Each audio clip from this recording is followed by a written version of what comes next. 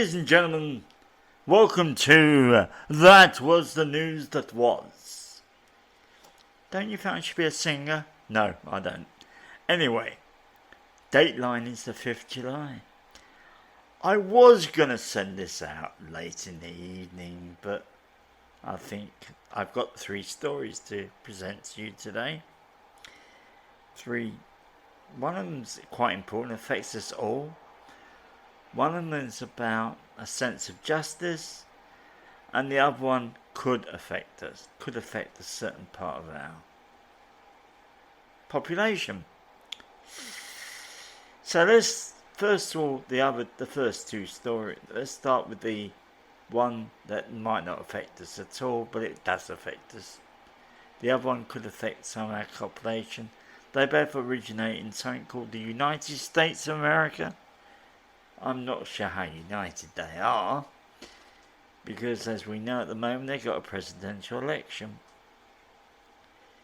Now I will admit, I do not like Donald Trump. I think he's a blowhard and a liar. But after watching the first American debate, I'm afraid the rumours about Biden are correct. He's senile. But Trump's only a couple of years younger, and he has made statements as well. Both of them should not be standing. For some reason, the Democrats stuck with Biden. Although, if you may remember, when Biden first stood in the first election against Trump, he actually said, "I'm only going to stand for 1 term." Well, as they say, power corrupts. And absolute power corrupts absolutely. And I think that's what it's about. You get a sense of power. Same thing, I think, with Mr. Trump. I will not call him President Trump until he becomes president, which looks like he will. Now, something came out recently from the Supreme Court. They make decisions of justice for the whole of America. And they've actually said, and Trump's been fighting about presidential immunity. And they've stated this, that if a president does something that's part of his presidential duties, he's immune to all wrongdoing.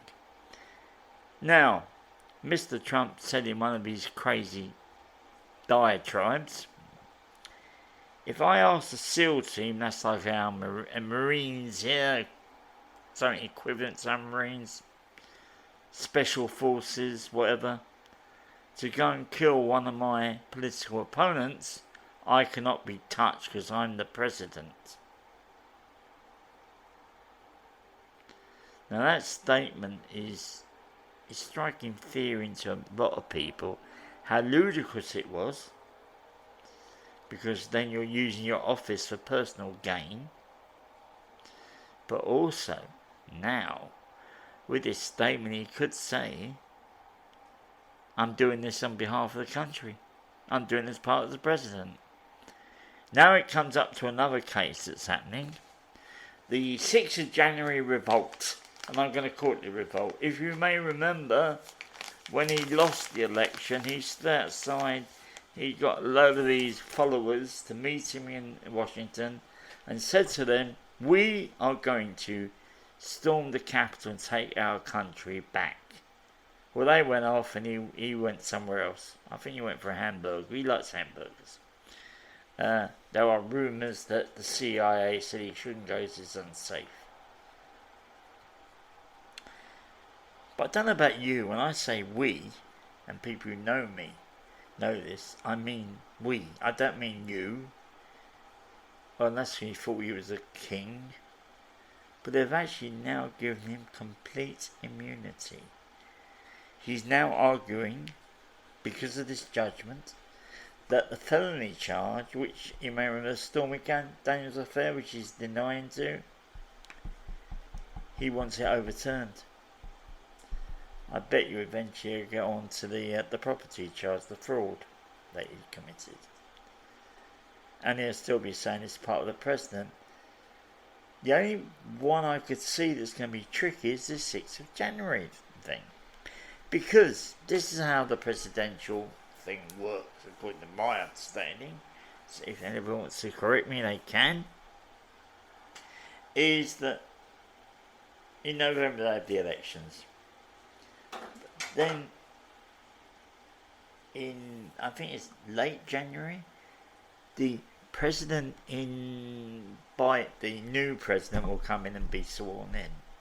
During that time, the present president is like a caretaker. Now, on the 6th of January, Trump was the caretaker president. He could actually say, I did this to protect our nation. Now, with this new ruling, who can say against him? I have several suspicions what will happen, and I can't say I'm right, but I'm going to put them forward to you now.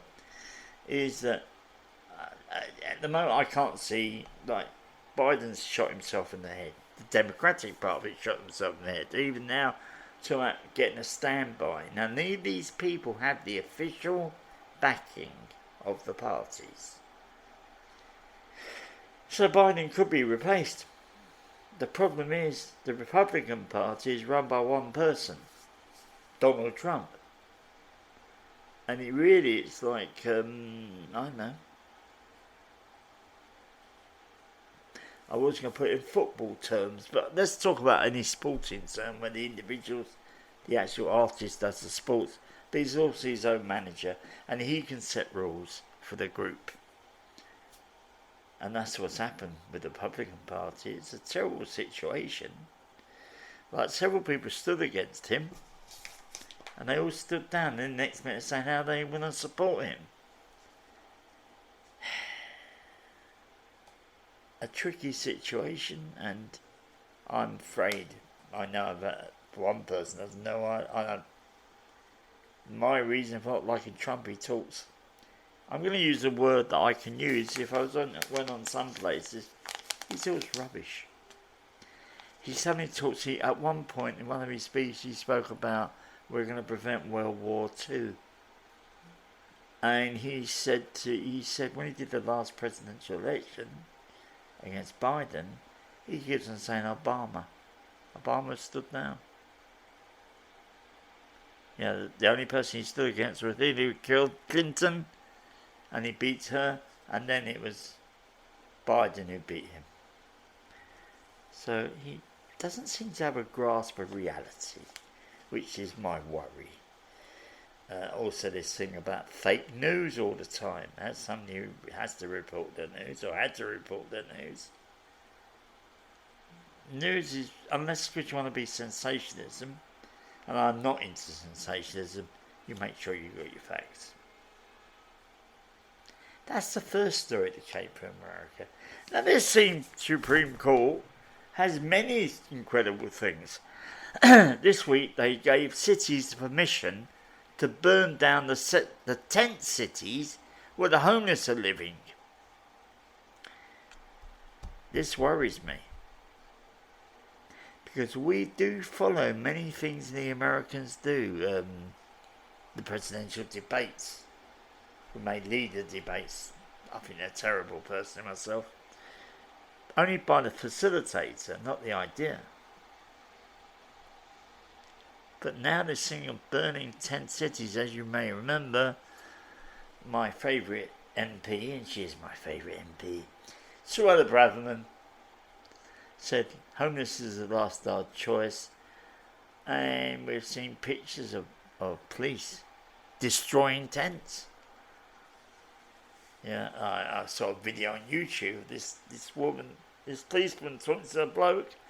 He's got to move his tent. Where was he camping?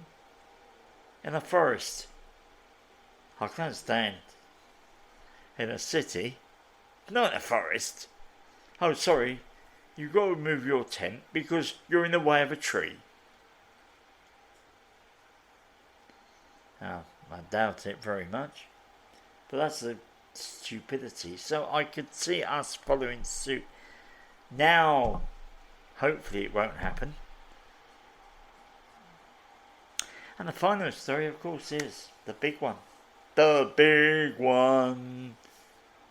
the general election. I was actually going to wait a few days, tonight or tomorrow, because I've been up all night. But I thought, no, I've seen what I'd want to know. And as we know, as you by now realise, Labour are now the government. The Conservative are a mere splinter. At the moment they're struggling to reach treble figures. They probably will in the end. But Labour, and I like what Starmer actually said. He said a speech when he won his own seat, which is in central London. He said we're here to work together. And he actually said it's not about the party, it's serving the people. I've very rarely heard this one. I'm going to be watching it very closely if he reverts, because they do revert. As we know with Mr. Sunak, we're having a lot of pressure on the far right. Our friend Suella Bradman, who made things this thing. I hope he gets the money back from Rwanda and the French. That'd be almost £1 billion, 750 million pounds. Get that back. That can be used for things. But what do we do now? This is the question. How can we help people? I also had one wish. Well, I had 3 wishes, really. Well, you get that in fairy tales, don't you? I wanted 3 people not to get their seats. One was Suella Braverman. I think she's too far right, and she's so far right that I don't think she's got a left hand. Then there was Nigel Farage, because his party is, for all he talks about £20,000, if you see the leaflet put through the door, which I've had, it's all about stopping the migrants. Nothing else. Everything will be solved by stopping the migrants. Oh, I've got a sore toe. Well, stop the migrants. That'd be his answer for it. Unfortunately, he did. They've got about 4 seats. It could be quite a thorn, because he's an able speaker. And then finally, I went to Liz Truss, it was her seat. Hooray! 1 wish out of 3. And funny enough, I was just waiting, and I'm just recording it after the acceptance speech from the Labour person, because there they were, about 8 people on the dais, waiting for the returning officer to announce it, and Liz Truss was not there. And the guy on the television said, "Can I make the announcement?" I said, "Yes, they can." And all of a sudden she appears. These are the 49 days. Our saviour destroyed the country. And nobody was saying anything at first. Then they made the announcement, and all of a sudden, boom. Actually, she didn't do bad. I think she got only 1,000 less than the Labour candidate, which isn't bad. Seems she's totally useless. But I will say what I wrote in my thing. She'll be going around now, touting her book. How to destroy a country in 49 days. And she'll be doing talks, and the title of the talks will be "How I Destroyed Britain in 49 Days, and They Wouldn't Give Me a Longer Time." Because people watch... the woman is deluded. I will go back to my reasoning behind this, instead of you thinking out of pure hatred. And I don't hate anybody, really. Not even an Arsenal fan. But at the Tory conference, the last one, her speech was exactly word for word the same speech she got to the leadership. It was all about cutting taxes, which destroyed the country. And I heard her later on another place talk about, there was a record of her saying they didn't give me more time. Well, it's great. I love paying more money on my mortgage. I don't have a mortgage. But this is what happened. Mortgage rose, everything rose. But Liz was okay. She's got a pension, 100,000 a year. But the worry is now, what's the next step for the Conservative Party? I don't think Sunak will be retained as leader. Somebody wisely said they shouldn't run into a leadership contest. But we've already got one person who definitely wants it, Suella Braverman, because she knows what's right, but she's further right, as I told you. She hasn't got a left hand, just uses both right hands. She's got two hands, they're both right. So that's the thing to think about. Not much, but it's things to think about. Now, before we go, I want to talk to you about the future of the podcast. For those who might be interested, I'm in talks with somebody who wants to get me involved with some sort of building for the youth, for the young people in his area. That'd be interesting. I have no problem with promoting ideas. I've got to look at funding, and I'm thinking about creating something called Friends of Stand Up. And I mean Stand Up Speak Out UK, not Stand Up the comedy. That's got something I've got to work on. I'm not very good at this sort of thing. Maybe somebody suggests the way I can word it even, because I've no idea. I've been using my friend Neil as a sounding board. He is my sounding board for a lot of my ideas. In the next few weeks, I've got next week, Monday, it'll be my friend Nicola Tennant talking about young people, and that's under 17s, who run away from the care system onto the streets. She is one of them, and I know a few. And the reason why is all the same. How can we prevent it, with the question, really?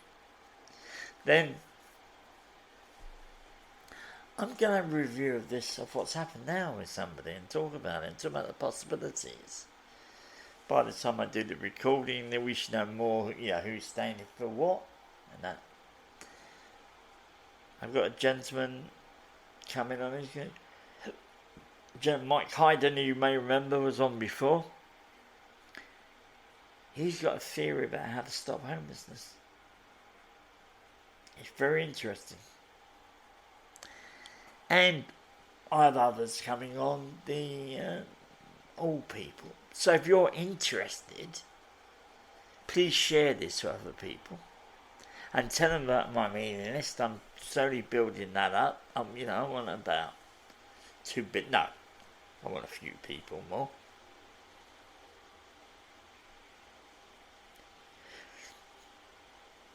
And if you have any comment, please don't hesitate to email me. I'm always willing to listen. And it's standupspeakoutuk@mail.com. Finally, if you think you have a story you want to share, contact me and we'll talk about it. I'm never closed to everything. So that's it, and have a pleasant weekend.